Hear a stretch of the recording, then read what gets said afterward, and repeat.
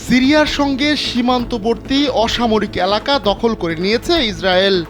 বাশার আল আসাদের ক্ষমতাচ্যুতির পর সুযোগ বুঝে ইসরায়েল এমন কাণ্ড ঘটিয়েছে। ইসরায়েলের এমন পদক্ষেপে ক্ষোভ প্রকাশ করেছে কয়েকটি মুসলিম দেশ।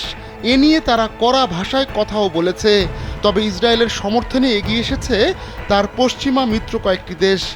অনেক দিন ধরেই গোলান মালভূমির উপর নজর ছিল ইসরায়েলের, কিন্তু ইরানের অন্যতম মিত্র বাশার আল আসাদ ক্ষমতায় থাকায় এতদিন ইসরায়েলের সেই স্বপ্ন পূরণ হয়নি। কিন্তু রোববার বাশার আসাদের পলায়নের পর শিকারির মতো ছৌ মেরে গোলান মালভূমির বাফার জোন দখল করে নিয়েছে তেল আবিব।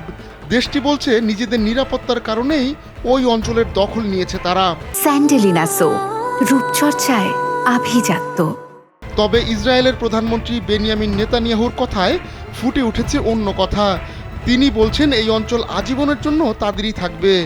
স্পর্শকাতর ওই অঞ্চল নিয়ে এবার মুখোমুখি হয়েছে বিশ্বের 6টি দেশ। সিরিয়ার অঞ্চল দখল করে নেওয়ার তীব্র নিন্দা জানিয়েছে কাতার, তুরস্ক ও মিশর। তবে যুক্তরাষ্ট্র ও যুক্তরাজ্যের মতো মিত্র দেশকে পাশে পাচ্ছে ইসরায়েল।